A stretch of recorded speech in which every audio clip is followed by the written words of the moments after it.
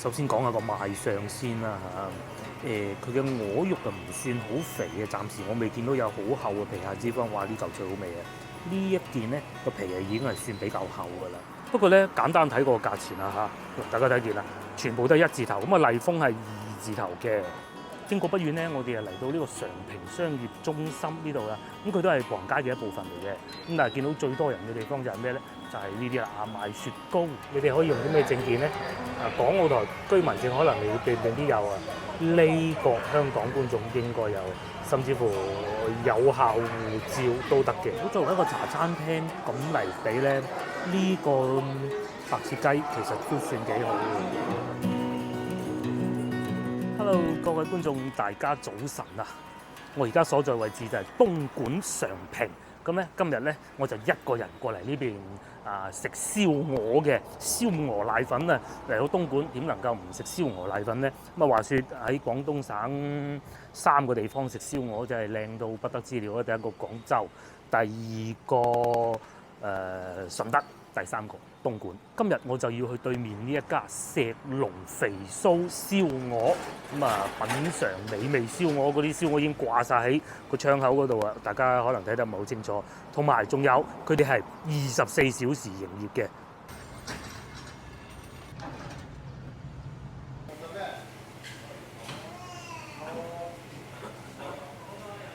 哇！我嘢食就到咗啦，大家估下呢個瀨粉幾錢？我真係估唔到啊！如果呢個瀨粉喺西華路嗰間咧，嗰間好似都係東莞燒鵝瀨粉，好似30幾蚊嚇。咁如果呢兜瀨粉咧喺香港地要幾錢咧？80幾蚊唔出奇㗎，喺呢度20。首先講下個賣相先啦嚇，佢嘅鵝肉就唔算好肥嘅，暫時我未見到有好厚嘅皮下脂肪，哇！呢嚿最好味啊！呢一件咧個皮啊已經係算比較厚㗎啦。咁再嚟佢哋嘅湯底，大家睇下係深色嘅。咁我咧已經問緊我啲東莞同學點解會係深色㗎啦。咁啊又再科普一下啦，其實東莞啲所謂稱之為瀨粉咧，同我哋廣州稱之為瀨粉係唔同嘅，佢係更接近呢種圓嘅米粉嘅。咁啊喺廣州我哋可能通常會叫桂林米粉啦。食粉之前梗係飲啖湯先啦，20蚊喎。睇個樣咧似紫菜湯，但我可以肯定一定唔係。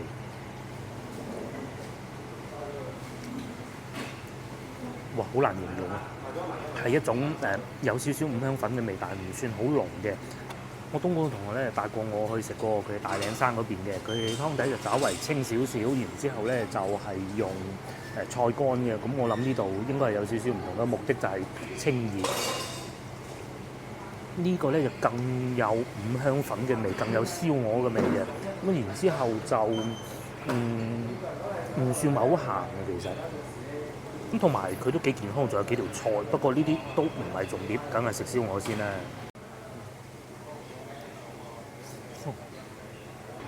哇！油香滿溢，同埋咬落去咧唔會好硬嘅。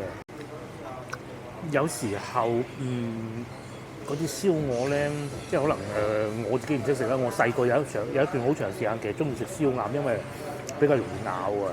咁咧有時其實順德人同埋我哋廣州人做嘅燒鵝咧，佢會硬啲嘅啲肉，呢個啲肉咧，好爽啊！輕輕一咬就咬開咗啦，就唔會話俾你出行力齒都齒唔到啲肉出嚟嘅。咁喺個口咬嗰陣時候咧，嗰啲皮同埋肉咧係會一齊喺呢個口裏邊，哇！喺度激盪緊嗰啲肥膏、嗰啲油香味啊！哇！呢嚿最好食。跟住咧，再配多一注米粉，唔好意思，係瀨粉，應該叫瀨粉。嚟到東莞應該叫瀨粉㗎。佢食起身嘅感覺咧，唔似話我哋喺廣州食到嗰啲米粉咁爽口嘅，更軟糯嘅。有少少似咧，就真係好似我哋省城嘅瀨粉啊，同埋米粉嘅結合體嘅。嗱，識食咧。除咗先頭嗰嚿，呢嚿都係好食嘅，係咪？咁但係咧就皮不是太多。哇！咁樣作為一份早餐真係勁啊！係啊，我都唔記得同大家講，依家係10點鐘未夠。咁喺廣州揸車過嚟，大概我屋企開到嚟大概係1個鐘頭多啲啦。咁你預2個鐘啦，咩都到㗎啦。因為路上咧行高速公路有啲車又遇上交通意外，其他嘅車咁啊慢咗少少啦。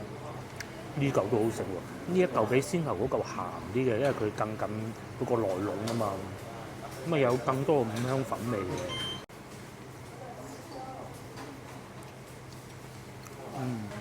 20蚊真係性價比超高啊！你都唔好講啲粉啦，淨係講燒鵝，起碼大大話話都6、7嚿。嗱，講下交通路線啦。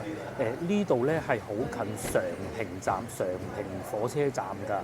咁咧喺呢度行路，我講係行路啊嚇，只需要32分鐘，2.3公里。咁如果係揸車嘅話咧，係只需要9分鐘嘅啫。如果我冇記錯咧，其實大概1年幾啊，應該係2020年夏天嘅時候，我嚟過一次嘅。咁當時仲係疫情期間，都旺嘅，就行過附近嘅商場。咁然之後又有好多茶餐廳嘅。咁等陣食飽之後咧，我都會帶大家睇下。我繼續食啦。有一件皮好好食嘅喎，我啱先見到。先呢度東莞嘅燒鵝皮咧，浸過湯都唔會腍嘅噃，又係咪咧？呢嚿啊，哇！一樣咁好食，真係。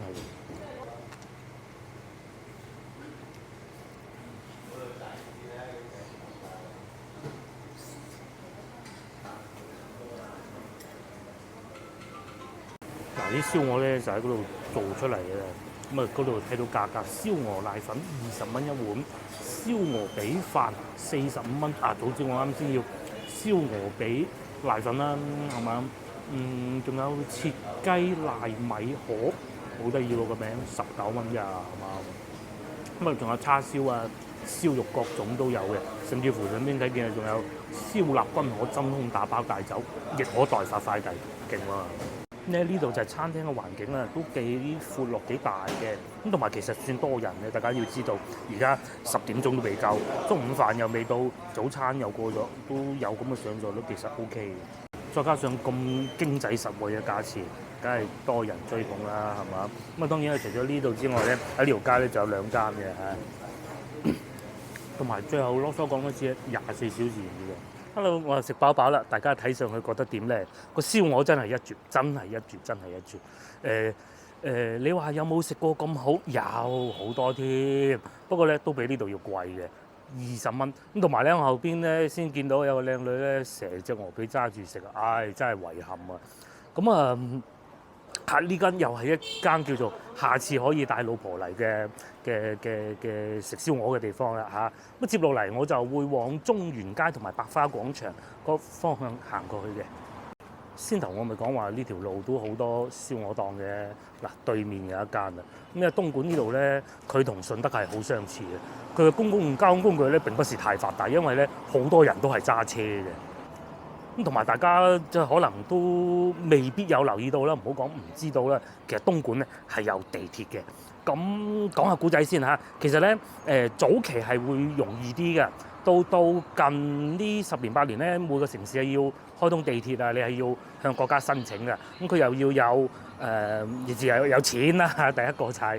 第二個又要有常住人喺個面積各種因素加埋嘅，咁所以譬如話珠海咁錢應該都唔缺啦，但係個常住人口就唔夠啦。又或者中山咁樣啦嚇，佢又係常住人口唔夠啊，甚至乎順德都係嘅，係啊。咁啊，但係咧就比較幸運地咧，東莞咧啱啱喺嗰個時候申請咗，我哋面前呢個咧就係東莞地鐵嘅線路圖啦。咁啊一路可以去到虎門站嘅，咁然之後咧大家再睇下嚇。呢度啊，亦都係會有地鐵站嘅，不過咧就建設中啊，屬於地鐵1號線嘅。咁啊，應該喺呢度接駁過嚟吧嚇。一路可以去到虎門火車站。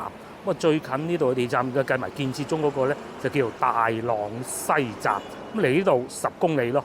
咁同埋東莞嘅火車站又係好多嘅，不完全統計，我怕我有讀唔晒啊！東莞站、常平站、東莞南站、東莞東站、虎門站，仲有冇？可能有，我講漏咗，咁真係好鬼勁㗎。就算廣州咁，即係好似數下數下都係差唔多嘅。廣州喎係嘛，省城喎，咁所以咧其實都幾四通八達㗎嚇。咁甚至乎咧，如果我哋去到等陣去到見到個常平站嗰度咧，仲可以坐慢嗰款高鐵啊，慢嗰即係以前嘅和諧號咧，去得到香港啊，去到西九龍大概係1個鐘頭左右啦。咁我面前呢條路咧就叫中元街啊，中間個中元氣滿滿嘅元。咁喺呢個方向咧就可以去到百花廣場嘅，係東莞一個好老牌嘅購物商場啦嚇。咁因為咧係比較近常平火車站啊，咁其實都旺咗好多年㗎啦。咁然之後我哋咧就會喺呢度過去百花廣場行下嘅，咁順便亦都可以睇埋常平站而家變成乜嘢樣啦。咁同埋如果有各位香港觀眾翻到嚟過馬路嘅時候咧，真係要小心。東莞呢度咧就要小心啲人揸車啊，因為都幾亂嘅。先頭前邊綠色衫嗰位先生，我極有理由相信佢就係一個香港人，因為點解咧？佢猛咁喺過馬路嘅時候咧往右邊望嘅，咁佢可能真係習慣咗啊。咁大家有時候翻到嚟真係會唔係好慣嘅。咁至於越嚟越接近大商場啊、火車站咧，大家睇見啦，亦都會有一啲好新派嘅麵包鋪啦，上邊仲有得食牛扒㗎啦。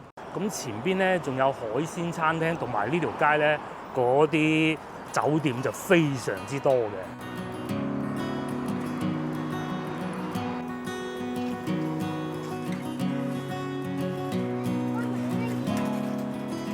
咁廣州嘅夜生活精彩啊，呢度嘅夜生活就更加精彩啦！各種髮廊啊、沐足啊，數都數唔晒嘅嚇。咁太詳細我就唔展開講啦。咁好老實講啊，都唔使收收埋埋，同以前比起身，肯定係點講啊？等我諗下個字先，肯定係我都諗唔到咩字形容呢件事情啊！肯定冇以前咁亂七八糟嘅，非常之好啊！而家係會有更多大型嘅商場啦，好多廠係會更規範啦。咁隨住疫情咧，當然亦都有好多廠係撤走咗，呢個亦都係事實嚟嘅。我記得我上次咧曾經都行過呢度，因為咧我就見到對面好運廣場啊。咁我記得當時咧呢個係寫住7號優富呢度咧，仲係賣 Nike 嘅，咁而家就變咗賣外貿衫啦。咁再呢度行入去，又有啲好似好多餐廳㗎喎，甚至乎附近樓價嚇。建匯大廈我梗係唔知喺邊，左上角100萬咋，即係1萬蚊1平方咋。甚至乎嗰個急字係升平大廈，100平方米76萬咋。咁至於酒店價格方面咧，真係唔好意思，我始終都唔係一個東莞人，我唔知邊啲酒店好與不好。不過咧，簡單睇個價錢啦嚇，大家睇見啦，全部都係1字頭。咁麗豐係2字頭嘅，呢個銀色價酒店1字頭嘅。大多數都係咁嘅價錢嘅，呢個貴啲啦，呢個係318蚊，可能近常平南站啊，仲有呢啲桂林米粉喎，整到好似 Starbucks 咁樣嘅咧，勁喎！咁如果我冇搞錯，繼續往前行就已經係百花廣場啦。不過始終今日係一個星期4嚟嘅，就肯定係唔會係太熱鬧㗎啦。雖說咧佢嘅公共交通工具係不是太發達啦嚇，咁但係咧其實都係有巴士嘅。譬如面前725上邊呢個咧，下一站就去到步行街㗎啦。咁最尾咧仲可以去到常平車站添㗎，站外啊，唔會入到站裏邊嘅。咁我哋而家行緊嘅中元街咧，其實就好長嘅。除咗我哋而家行緊呢部分咧，仲有後邊好長嘅一部分。咁佢一邊就連通火車站啦、百花廣場啦。咁但係咧，東莞始終外來人口比較多啊，咁自然嘅本地人口啊不是太多㗎啦。比較有幸地咧，先頭我哋食嘢嗰度啊，個老細我聽得出佢係東莞口音嚟嘅嚇。咁喺路上咧並不太多，仲有啱先嗰幾位阿姨喺度閒話家常嗰幾位阿姨。好啦，經過不遠，終於我哋嚟到路尾。應該如果我冇搞錯咧，前方就已經係步行街嚟啦。之前已經嚟過一次㗎啦。當時係疫情期間，肯定係不是太熱鬧㗎啦。就喺呢度百花時代廣場。咁我哋見到有啲比較勁嘅金鋪啦，又有 Nike 啦，賣金嘅最多啦。上邊仲有好多餐廳嘅。商場我未必會上去啊，我反而想喺步行街下邊行下。嗱，呢度又有六福啦，裏邊有電話維修㗎啦。我記得好似喺呢度係可以穿翻出去街嘅另外一邊嘅。我哋唔行，我哋行下外邊先。今日陽光咁好，落咗幾日雨啦，梗係見下陽光最好㗎啦。嗱，對面仲有一個商場嘅，呢個叫咩？呢個叫咁大個耳順，好似呢個牌子係東莞嘅，我唔係好記得，可能搞錯啊。賣衫嘅居多咯，前邊啊仲有賣金嘅咯。咁前邊應該就係步行街啦。大家有嚟過廣東省大灣區好多地方都知道啦。天氣一熱咧，啲商場又冇人行啊，戶外嗰部分嘅通常都捐晒入去室內嘅。咁啊，因為熱啊嘛，係咪？經過不遠咧，我哋又嚟到呢個常平商業中心呢度啦。咁佢都係步行街嘅一部分嚟嘅。咁但係見到最多人嘅地方就係咩咧？就係呢啲啦，賣雪糕。咁啊，除咗賣雪糕啊，最多賣呢啲鴨脖啊、醬鴨啊、雞扒呢啲啦。咁啊，仲有賣奶茶㗎啦。不過就呢個鐘數冇人都好正常㗎啦。咁啊，再往前行應該就已經係步行街區嚟㗎。呢度嚟到呢度咧，俾到我感覺咧，真係好似去到深圳東門嗰種感覺係有少少似㗎。喺呢度過去東門應該都唔係太遠嘅啫。咁嗱，上邊嗰啲屋既有，上邊古舊嗰啲啦。又有下邊呢啲全部都係賣衫㗎啦。嗱，又一間金鋪啊，金鋪真係多，甚至乎對面仲有超市㗎喎，勁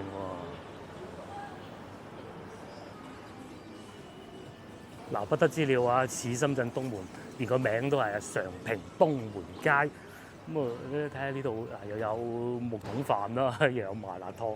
我諗我哋嘅觀眾未必對呢啲太感興趣。如果嚟到，可能真係會入商場，會比較好啲吧嚇。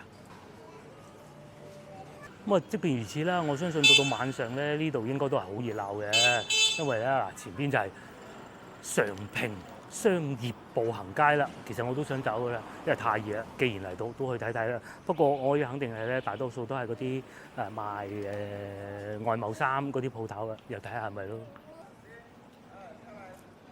嗱，冇錯啦，真係由於天氣過於炎熱。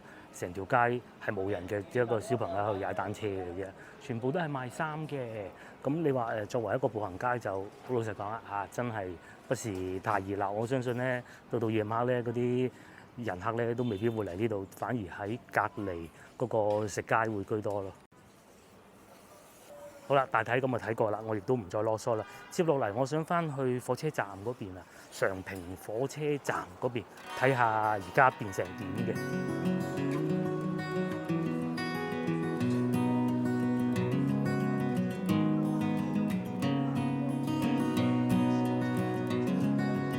不遠咧，我哋終於嚟到常平站啦。咁啊，我曾經嚟過一次嘅，就係我嗰個東莞同學結婚啊。咁啊，飲完佢餐喜酒，佢第二朝咧就揸車送我嚟呢度坐火車翻廣州。咁我記得當時咧都幾多人㗎嚇。講得好聽嘅好多人，講得唔好聽叫混亂啦嚇。咁嗰個同學咧一擺低我就即走嘅揸車。但係今日嚟到咧睇見可能規範咗，一還是係人少咗，咁啊都有啦嚇。咁我會嘗試進入去火車站裏邊行下嘅。我都想睇下喺呢度裏邊熱唔熱鬧。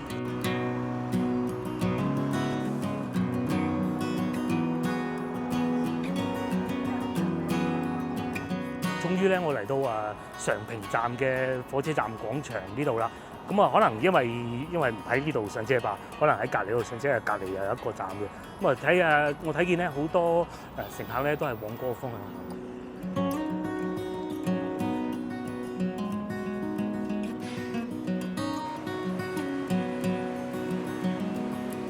我而家咧就入咗嚟售票處呢度啦，咁啊人工買票喺我左手邊嘅，呢度係自動售票嘅。嗱，大家睇下上邊咧係有寫住取票啦，同埋買票嘅。咁啊，我哋揀購票確定，咁然之後廣州東下一步，咁啊今日下一步。然之後就見到嗱11:28係有飛嘅。咁然之後咧，大家睇見啦因為其實我就想講呢件事情啫。你哋可以用啲咩證件咧？港澳台居民證可能你未必有呢個香港觀眾應該有，甚至乎有效護照都得嘅。咁佢咧係擺喺呢度掃描2代身份證嘅。究竟香港居民嘅通行證係擺喺邊度掃描咧？咁就真係不得而知啦。呢度有寫嘅，原來就係咁嘅。咁大家睇見啦。如果要上到翻嚟喺火車站度買飛，你又唔識得喺手機 App 上邊訂票嘅話，最佳嘅辦法咧就係好似我先頭咁樣喺嗰部機嗰度買飛啦。如果都仲係唔識嘅話咧，唔係幾乎所有，係一定所有嘅火車站咧都會有人工售票處嘅，咁你人工售票處買就得㗎啦。就係面前呢度啦，售票處幾個字，佢有時候會寫人工售票處。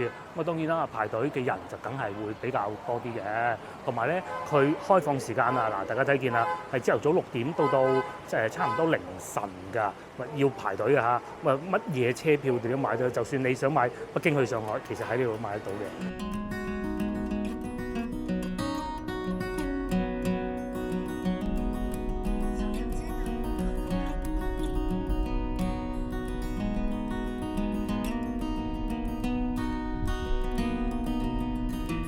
好啦，終於咧又到12點啦，我又翻嚟中原街呢度。今日真係好曬，又係時候食中午飯啦。先頭糖水食唔到，而家試下茶餐廳。呢度咧就係大名鼎鼎嘅大有利啦。上一次我嚟東莞嘅時候咧，亦都有觀眾推介過嘅。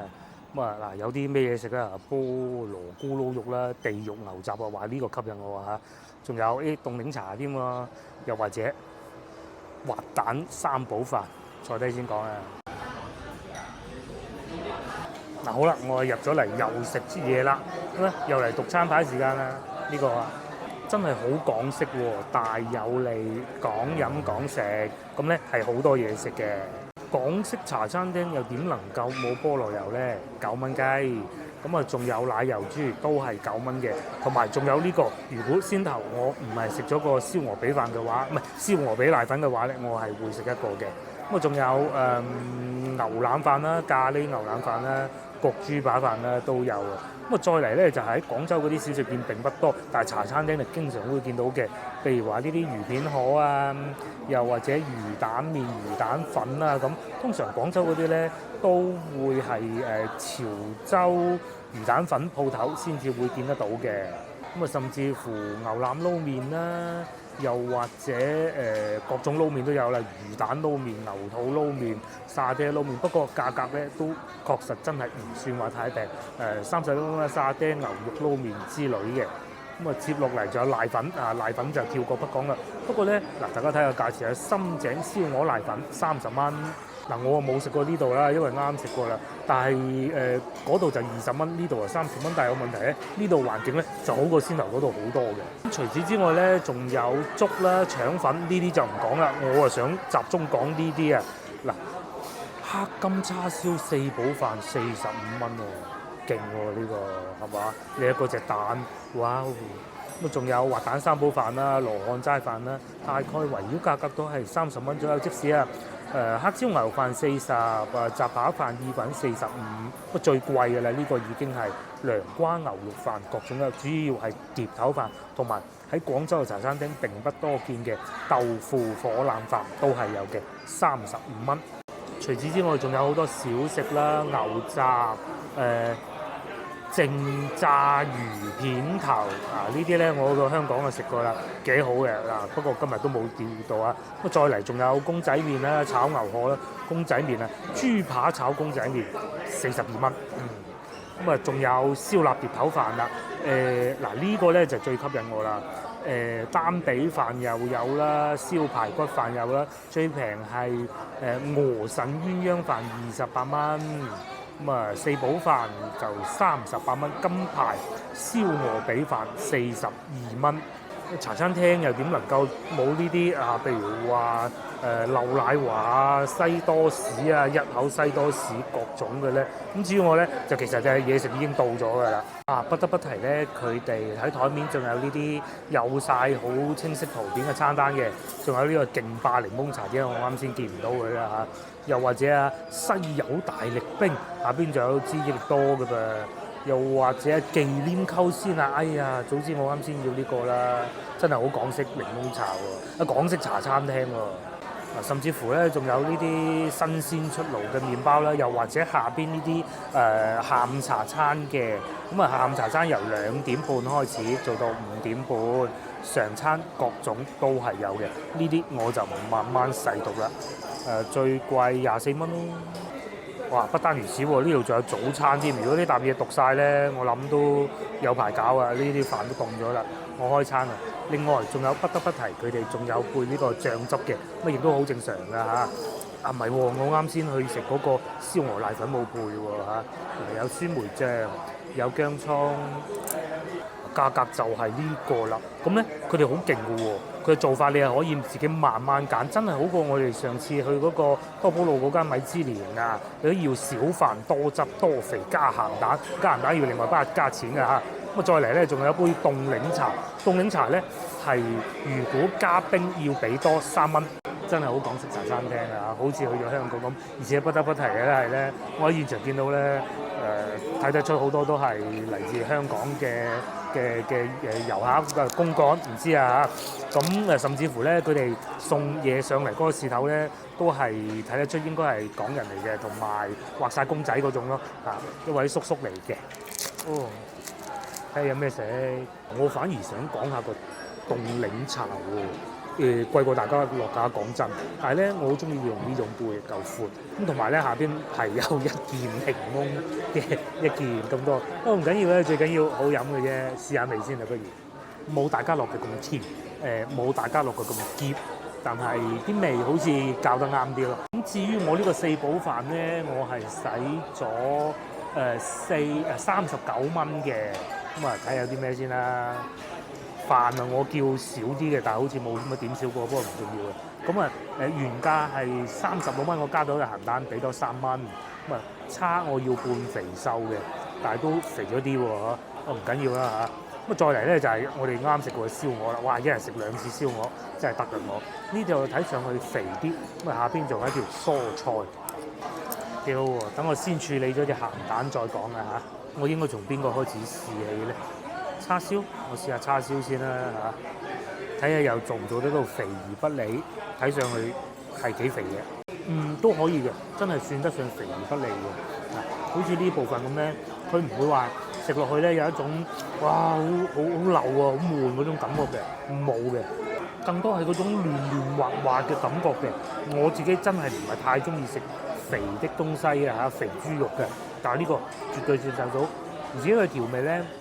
唔算太甜，麥芽糖甚至可以講係唔算太多，但係咧啲味又入得到去嘅。不過如果有得俾我揀，我又再翻嚟食嘅咧，我就會揀瘦叉咯。接落嚟不如試下個白切雞啊！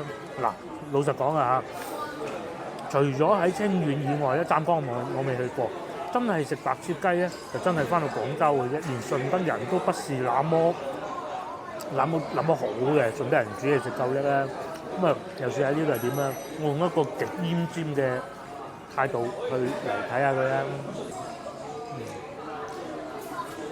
薑葱醬幾好味嘅，薑葱醬幾好味嘅。咁啊雞咧就唔係全熟嘅，唔係全熟之中咧，佢都算比較滑，肥啲啦，係啊。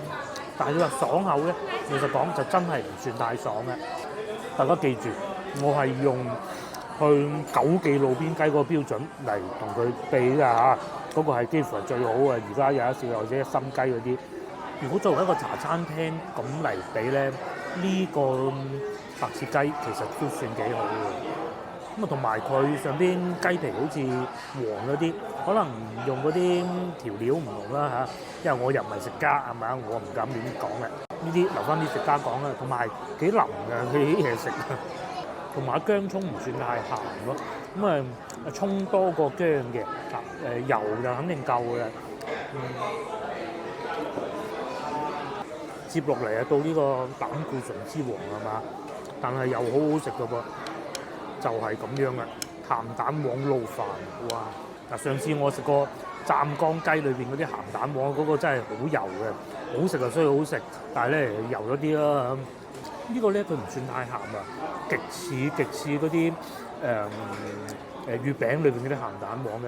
而家呢個月餅裏邊嘅鹹蛋黃咧，可能品種唔同咗啊，佢冇以前咁油膩咁多油㗎。呢個就似嗰個啦。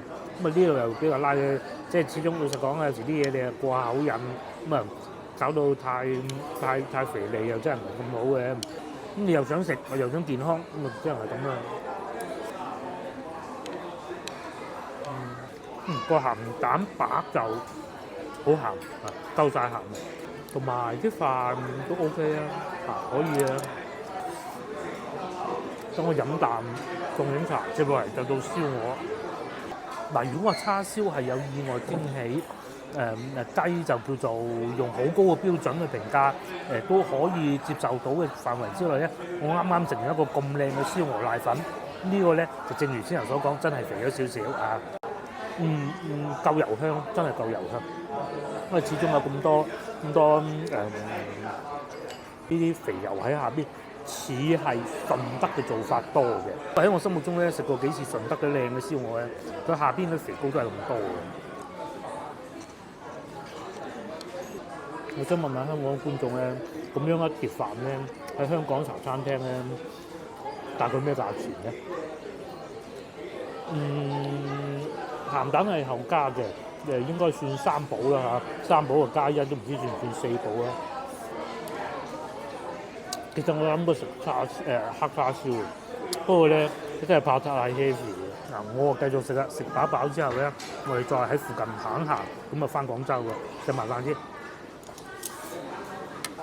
嗱，飲下咧，原來先知道啊！我啱先錯怪咗人哋啊！我覺得一片檸檬，其實唔係嘅，係呢度起碼見到4片啊！